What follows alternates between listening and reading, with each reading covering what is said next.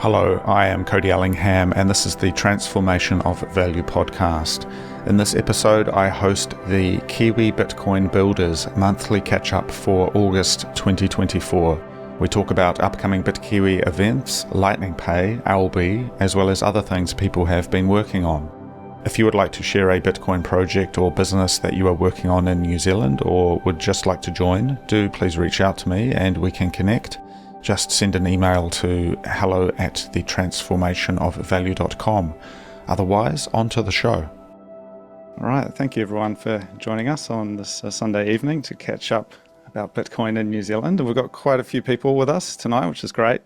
I'm Cody. You probably all know who I am already, but I'll be hosting this, and I'm keen to just sort of dive into it and chat about what's happening. So Paul, I actually wanted to tap you first to chat about Bitkiwi. It's been a little while since we had the Christchurch meetup, which I thought went really well, but keen to just maybe chat about that briefly and also what's coming up for Bitkiwi, please. The Christchurch event was fantastic. Had a great time. A few people on this call, I think, were there. It was an awesome panel talk that you hosted. And I listened to the recording and felt like it was quite a good conversation. It's good attendees, a few people there using the Lightning Network, having a bit of fun, yarning with the Bitcoiners. It was good times. And in terms of the next Bitkiwi, when's that looking to come out?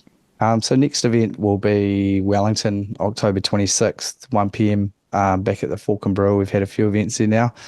We're sort of theming this one around education a little bit. We've organised for a couple of pretty clued up Bitcoiners to be there to be able to answer questions or anything for anyone. We're going to set up a few little stalls of some interesting things. Not exactly sure what they'll cover just yet, but we'll have a few things out for people to have a look at, answer questions, talk about Bitcoin a bit. The people we've got coming, we should be able to answer any questions really around home mining, Lightning Network, wallets, transactions, reading the blockchain, general Bitcoin economics fun. Should be able to cover quite a few topics between a few of us. So that's sort of the theme we're setting this time, trying to encourage people to come along if they've got questions or they're just trying to learn about things. That's the next one in the pipeline. After that, we're going to go Queenstown again, Bitkiwi 12. We're just scouting venues and dates at the moment. It's likely to be on the weekend of either Saturday, Feb 22nd or March the 1st. One of those two. It's looking like we will land. We're organising a few little things around this. So we're hoping to organise sort of 3 days of activities in Queenstown for the weekend and make that a bit of a big deal, hopefully. So we should have some announcements coming on that soon. And looking further out, Bitkiwi 13 will almost certainly be back in Wellington in April. And then Bitkiwi 14, we're sort of having a few initial chats about going back to Auckland like we did last year. So yeah, early doors on that one, but hopefully Auckland, July 2025. Yeah, that's the extent of the plans just at the moment. Awesome, long-term thinking. I love it. And you speak about education, and I know Francisco, you did a workshop recently down in Queenstown. How did that go? Yeah, it was very good. I was happy that a few people confirmed. We were like about 9 of us, and they had like different experience, mostly like really beginners. It was quite long, hour and a half, 2, but I felt that there was a lot of questions. They were interested. I give a broad picture about everything. I had to explain about the origin of money and so on. I didn't want to make that part too boring for them. Yeah. Sorry about that. That's my dog around. That's okay. But no, they were very interested. And that was Spanish, right? You were doing that? Yes, in Spanish here in Queenstown, we have a big Spanish community. And my idea is to launch another one soon because, again, we were like 9 of us. It was a meeting area with 10 capacity for 10 people. And so I would like to do it again. It's also very good because when you do these kind of things, you also reinforce everything you've been reading and studying. You go over it again and you can, explain in different ways and help people understand things. It's a hard topic. It's a very complicated technology, but at the same time, it's good to make it easy for them, which is hard. It's a lot of information and not much time to compress that.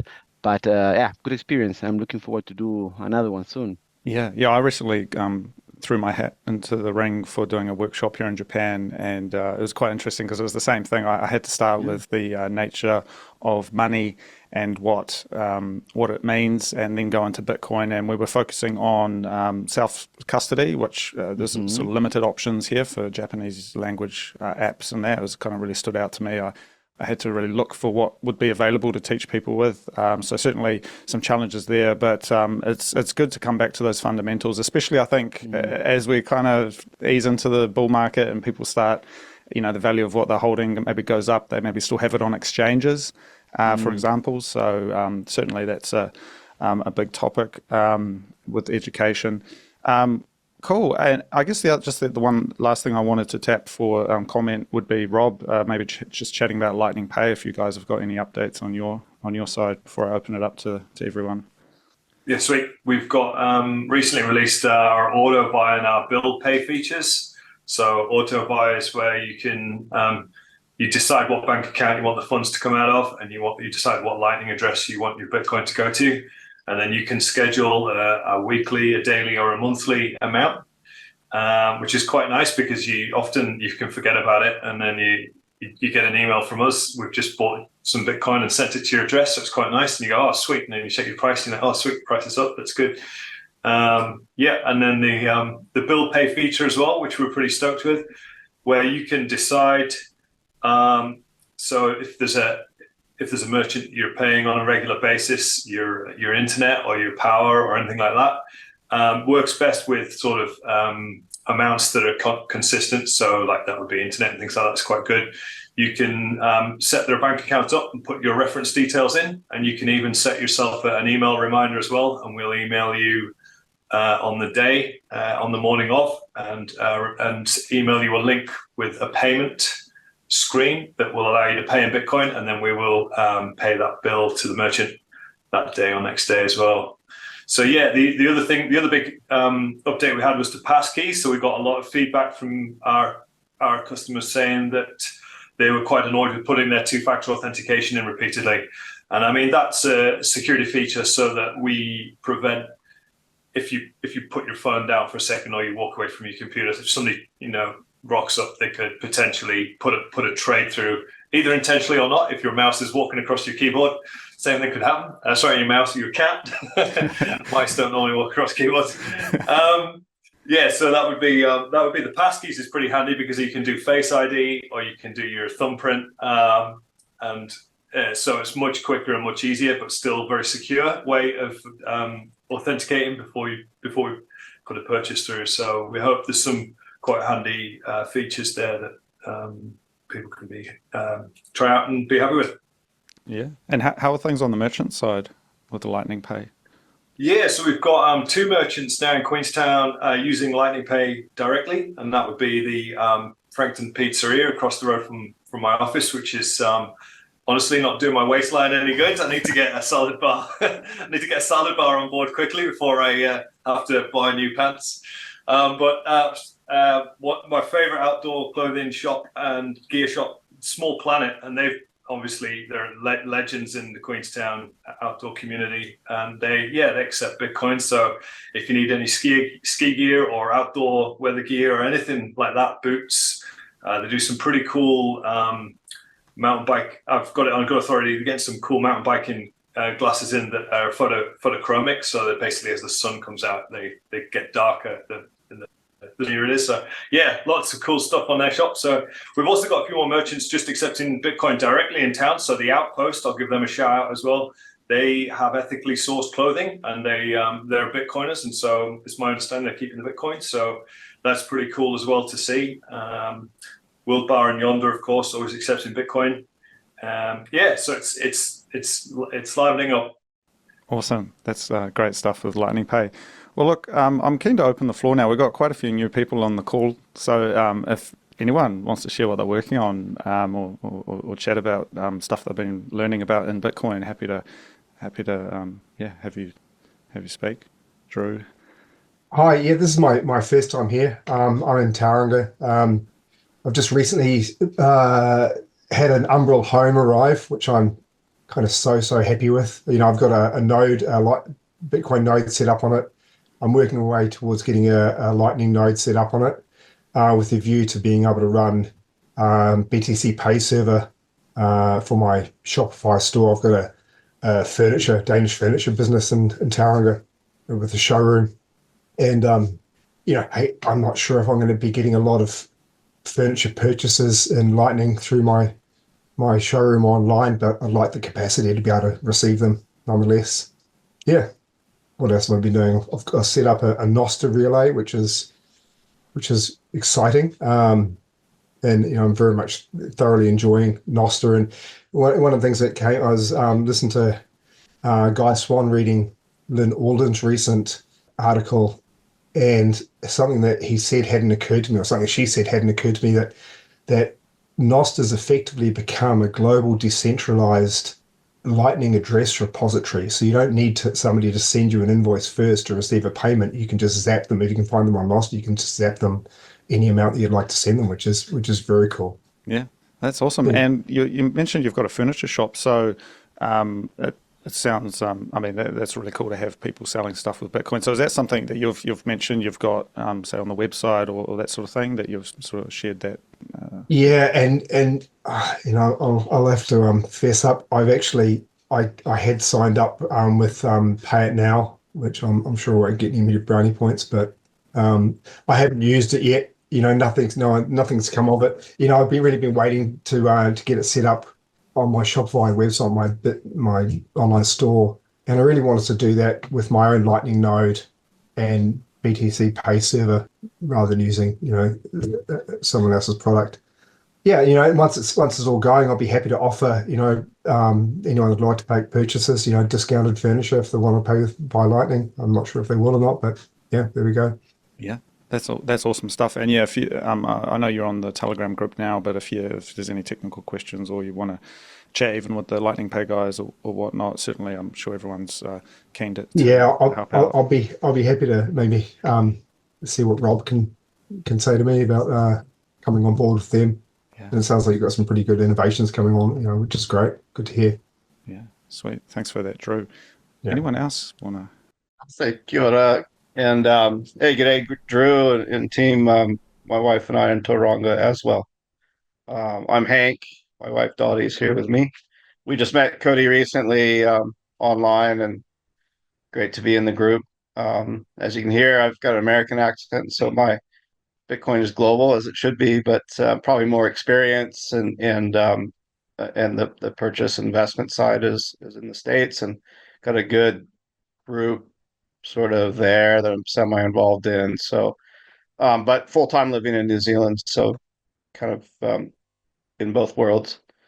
Um, but yeah, across that on a number of levels. But yeah, Bitcoin maximalist, freedom technology, Austrian school, very much aligned to the protocol and the future, and love to hear what's happening here. We'll have to reach out through. I'm new to the group as well, but we'll reach out and say hi and come see your shop. We like good furniture and we can pay in Bitcoin. Interesting too, because I don't have an Umbrel, but I'd be interested to hear your experience with that, and if maybe it's better to get a Start 9 or some other node. I don't need to run BTC Pay server from any business standpoint, but more just interested in running our own server and running a node, of course, as well as some heating in the future for other applications. What else? So yeah, I just started using Nostr as well. It wasn't used. It's getting more user friendly, but certainly the concept of decentralize everything is important, especially in the social media side. There's a reason why all the folks we listen to, your Jeff Booths and Lynn and so many like them are pontificating on Nostr and what it does, especially in light of the dangers of centralized systems. But hey, good day, everybody. I'm Hank. Thank you. Cool. I see we got Roland as well on the call. Hey guys, I'm from Wellington. I've actually been out of New Zealand for 6 years now, but I work on Alby. We're building a self-custodial Lightning wallet at the moment. well, we build a lot of products and services around the Lightning ecosystem, but our latest product, you can connect to your LND node running on Umbrella or Start9. So we haven't fully publicly launched it yet, but it's on a public wait list. And the big feature is really connecting your one Lightning wallet to a bunch of different applications. So really focusing on the automation, the idea that you have one wallet that you use everywhere, not just like a phone wallet where you go and scan a QR code, but a wallet that's just integrated, really making the idea of programmable money become a reality. So yeah, that's kind of what we're working on. Nice to meet you guys. Yeah, thank you, Roland. Yeah, and we previously spoke on the podcast a couple of months ago, and I think I met a couple of your team in Prague as well, which was really awesome. Learning about the Alby hub and just some of the updates that you're making there. Thanks. Cool. Anyone else want to share what they're working on or what they've been learning about in Bitcoin? Cody, I was just going to mention, Rob was talking about Lightning Pay's bill pay function. I've tried it a couple of times. And so now there's like a fun new game in town for Bitcoiners to be, where I just sort of buy a bit of Bitcoin now and then try and pick little tops to pay your bills at that time. So you can see if you can sneak a little discount. So it's like a bit of a fun new game if you want to use Bitcoin for fun. Yeah, I've used it to pay bills that I still have back in New Zealand, and the concept you're holding the Bitcoin and you're just using the fiat rails for the end point. It's kind of a different. It's very similar, but just slightly different in the way you think about it. You know, you're moving towards being on a Bitcoin standard with that approach. Rob, did I hear you saying recently that if you're paying, instead of paying by credit card, it actually works out cheaper to pay via Lightning Pay for bill pay than it does paying for you through your credit card? Is that correct? Yeah, it should be. Oh, Brandon, do you want to take this one? Well, I was just going to say I just experienced that myself. I was going to pay a bill. I think it was I was actually paying a tax consultant, and they had an option to pay the bill via card, and and I went and clicked on the thing, and the fee was crazy. I looked at it and I was like, I don't want to pay that. But let me find another way, and then I found a bank account. I was like, well, okay, I'll just do Lightning Pay then. And it was 2.5% versus 1%. So yeah, that's straightforward. And most of those cases, especially online these days in New Zealand, that credit card fee is significantly higher than what we're asking for at Lightning Pay. So should be pretty good. Yeah, no, Lightning Pay is it's pretty awesome to play with, and I guess the question as well is what are the options in New Zealand, because we didn't have anything like this until you guys came along and did it. So it's really awesome to see that proof of work be put in, and certainly we're lucky that we can even do this in New Zealand. Sort of interfacing with the legacy system can be quite challenging in a lot of countries. Yeah, no doubt about it. I mean, it's challenging here too. We got a bit lucky getting where we've gotten to, but it's worked out pretty well. I mean, I think the thing that I'm excited about is what was mentioned earlier is that since I've been able to start paying my bills, I can stack more. I can keep more, weekly, monthly, I guess, value sitting in Bitcoin, and I figure over time that's going to work out better for me. So on average, I'm just sitting more in Bitcoin now because I can spend it. Yeah.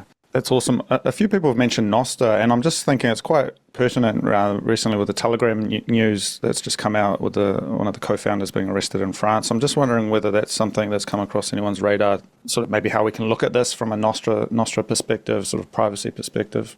Walker had a really good post this afternoon on Nostr, about Pavel Durov being arrested in France, saying that there's no head to be cut off in Nostr. It's like a hydra, just new relays will spring up, and there's no central CEO etc. to be arrested. It's very cool. Yeah. Is there anything similar to like a group messaging that's built on Nostr that you know about? Yeah, I think there's a few. I was looking at a few different platforms, but the one I found thus far, I can't say I've started using it yet, but Oxchat has groups and private groups. Yeah, maybe Roland, I don't know if you know any more about this, but looking at the nature of the protocol, because I know the DM system, there were some challenges there with that not encrypting the metadata, as in like who you've been messaging and that sort of thing. So do you have any sort of technical takes on what messaging could look like with Nostr? Yeah, they definitely pointed out the flaws with the original specification, but there's been some conflicts. Like some of the developers want to choose one new protocol. Some people want to choose another one. There hasn't really been a good consensus as far as I know. So this has been a bit of a difficulty, right? Because if apps don't implement the same protocol, then it's kind of hard to get all the users using the same encryption scheme. So I think there's been a lot of research done, but I'm not sure how much adoption there has been so far. So, but Oxchat is, as Drew mentioned, definitely check it out. You can download it on the Play Store, on iOS, App Store. It's pretty easy to get set up. So, yeah, we could even try it out, right? Create a group there and see how it goes. I was going to say that I know that there was some various ideas being tossed around about how to solve that particular problem on Nostr. There was someone who had proposed using a signal style double ratchet, saying, it's beyond me a little bit. But I was also listening to Guy Swan the other day. So at Lightning Pay, we use Keep, which is a good group messaging option. If you know everyone that you want to invite to the group, it is certainly a good option. It's a little bit, it's not quite there as far as the UI UX is concerned, comparison to something like Telegram, but it works really well. Just missing things. The video chat's awesome. But when I was listening to Guy Swan, what he was talking about was, he's a Keep fan. If you don't know, he started one of his like spin-off podcasts around the pair runtime thing, and what you can build with that. But one of the things he was talking about was the superpower of Nostr being that sort of decentralized identity layer. It was mentioned earlier that having a lookup function for Lightning addresses and a follower list that follows you wherever you goes is one of the superpowers that Nostr brings. And whether it's Keep or it's SimpleX, there's a couple of other private messaging systems and protocols that are being built sort of separately from the Nostr ecosystem, and pairing those two things together, seems like an interesting avenue to pursue. If you have that sort of identity layer and coordination layer through Nostr, and then the powerful peer-to-peer private systems in the other options, seems like a good route.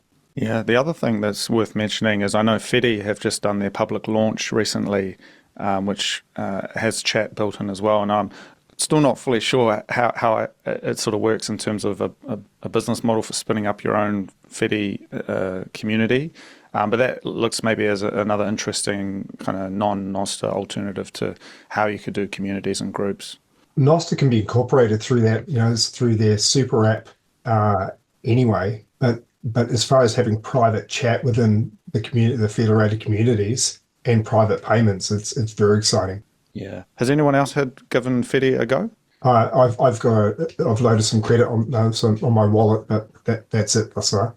Yeah. I think there was only a few public groups that I could see. I'm not fully clear on the process if you wanted to run your own instance. Do you know how that works, Drew? No, it looks like they're taking applications, and they're taking applications for their Fedi order of trainers, but that I haven't had any feedback yet, or been contacted back about that. I'm hoping it's because they're just thoroughly overloaded with applicants. But they've got an explorer called observer.fediment.org, where you can see what communities have been spun up, and at the moment it's only showing, I think, 4. So it's not much. Because I think that could be interesting longer term to see what a New Zealand Bitcoin Fedi looks like, for example. And then you've got obviously the currency layer, the community layer, sort of quite a few exciting things there. Yeah, I think it's got huge potential.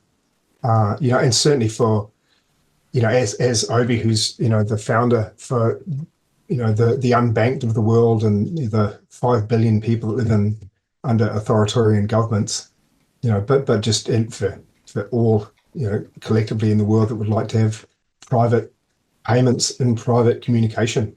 Yeah, Yeah, it's a huge issue, and it seems like, I mean, this is connected with the Telegram stuff as well and the privacy of communication, but just being able to transact without snooping, that's going to be really important moving forward. Cool.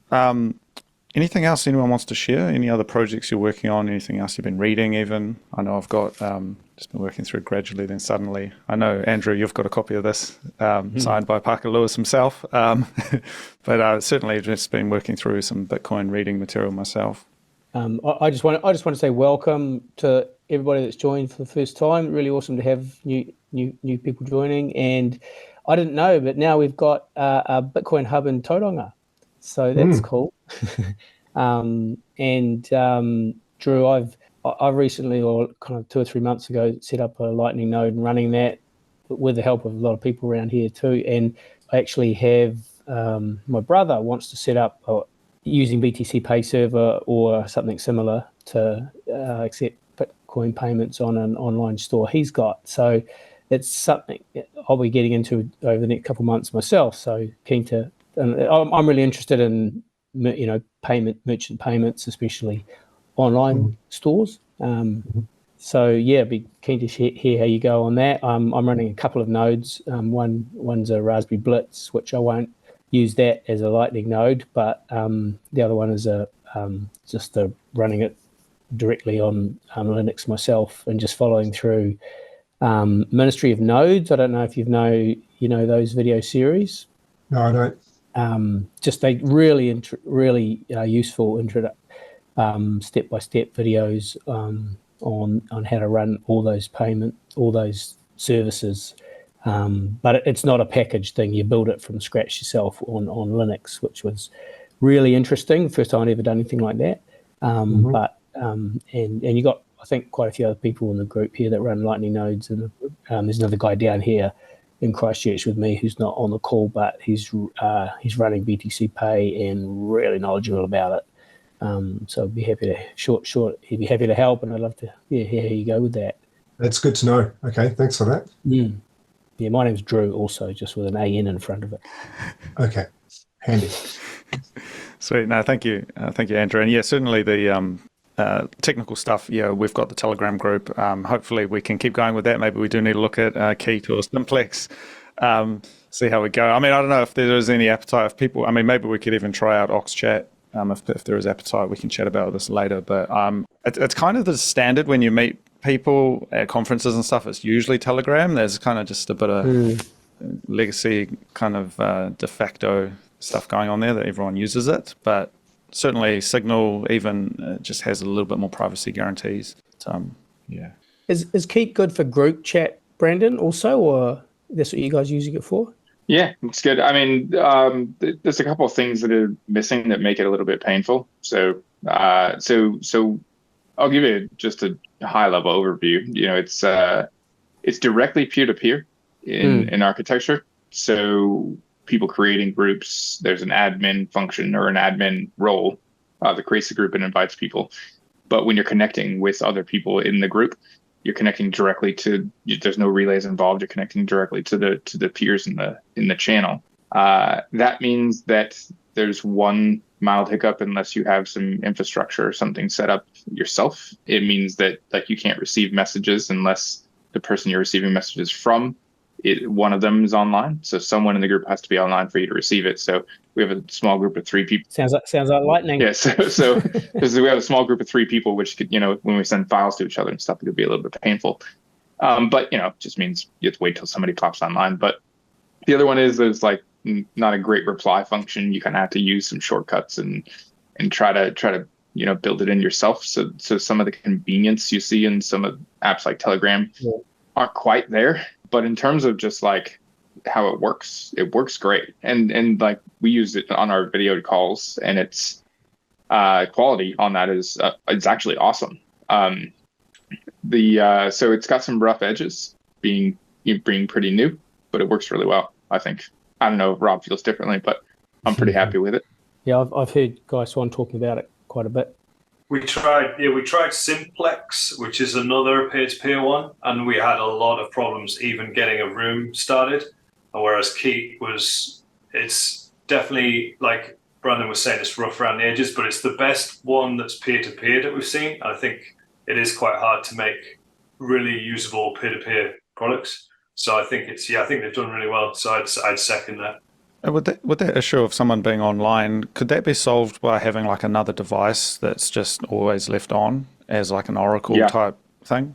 So I've thought about that. I've thought about setting up just one of my Raspberry Pis just to sit there in the background and capture all the chat history. So it'd be easy to make sure that I catch everything.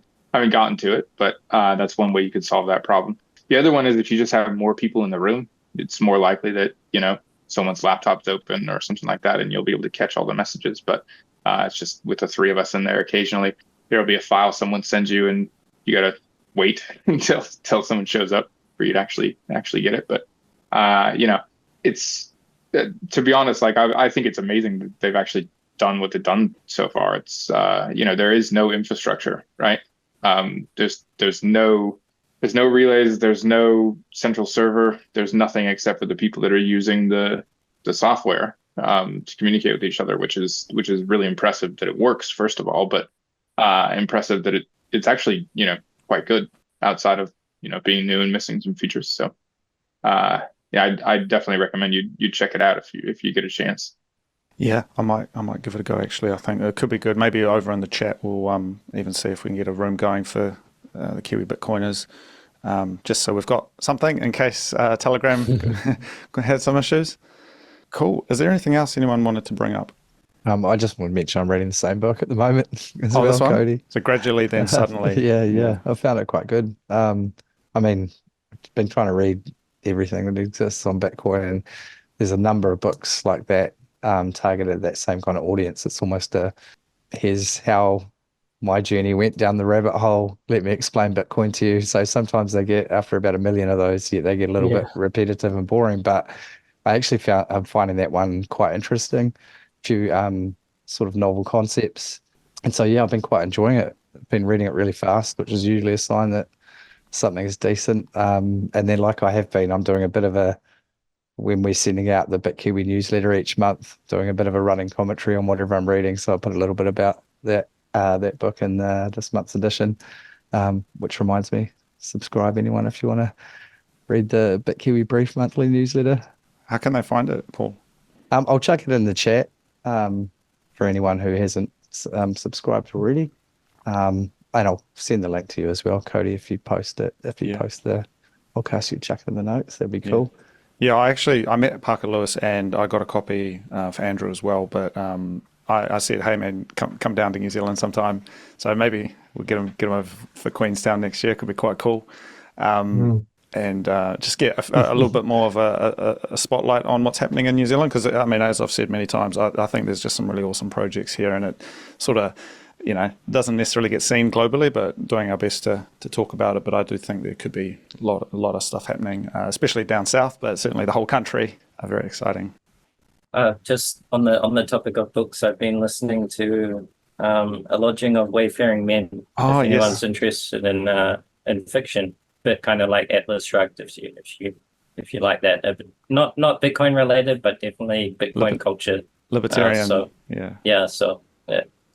a good listen. Yeah, I'd recommend it. Is that with Max narrating? Yes, it is. Yeah, I've been listening to it too. Max Hillenbrand? Really, yeah. Oh, that's awesome. Yeah, I just spoke with him recently, and he suggested that book. I've been meaning to. Well, I heard him talking about it on your podcast, and then he posted it on Nostr with the audio that he's narrating, which is extra cool. Yeah. He does a good job of it too. It's definitely got some Atlas Shrugged vibes. Yeah. Awesome. I've recently finished reading Resistance Money. I don't know if no one has read that one. It's pretty good. Oh, Andrew Bailey. Yeah. Yeah.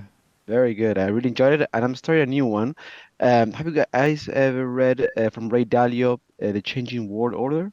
This one, I mean, it's not a Bitcoin book, but as soon as you start reading it, you can identify with a lot of ideas. It's very interesting, actually. I just found out the other day that with my Shopify, if you've got a Shopify subscription, there's audiobooks on there. No, not Shopify, sorry, Spotify, excuse me. Spotify. Yeah. Yeah, Lynn Alden's book is on there now. Broken Money. Yeah.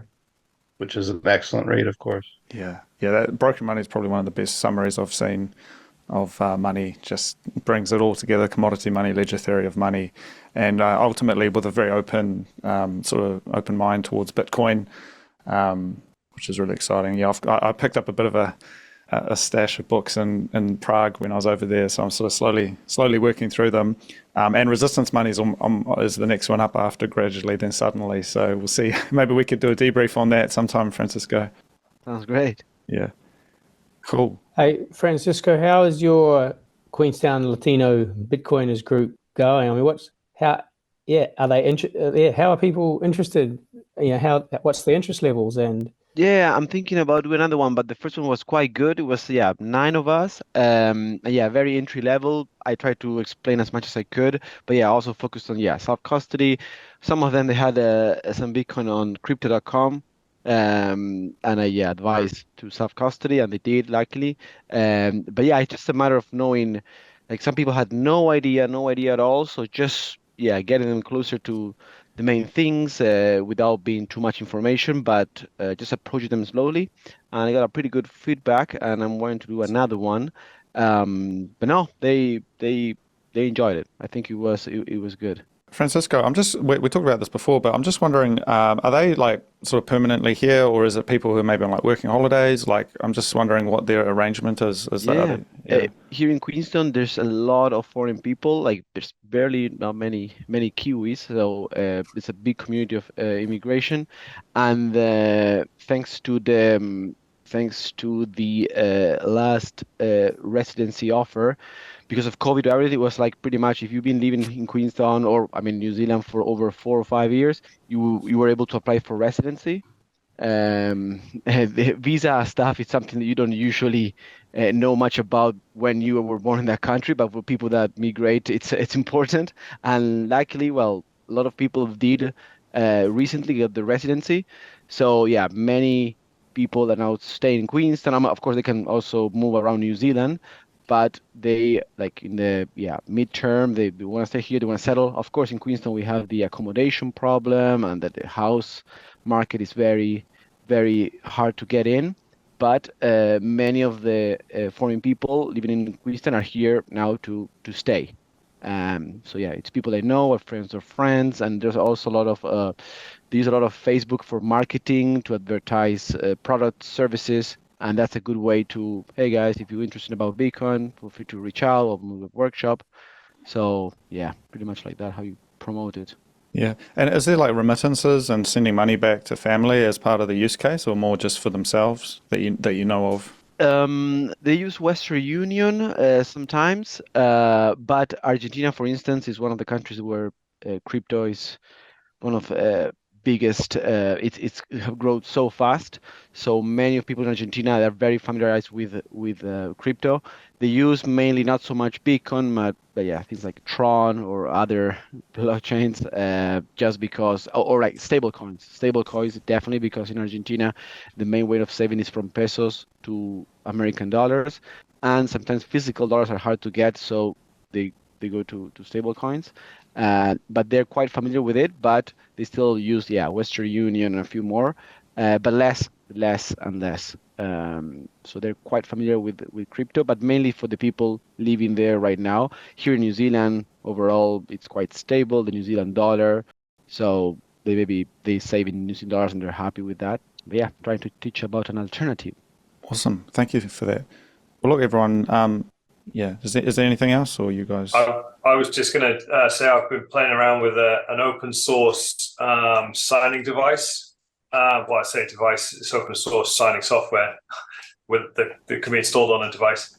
It's called Crux with a K, and it's just like Seed Signer.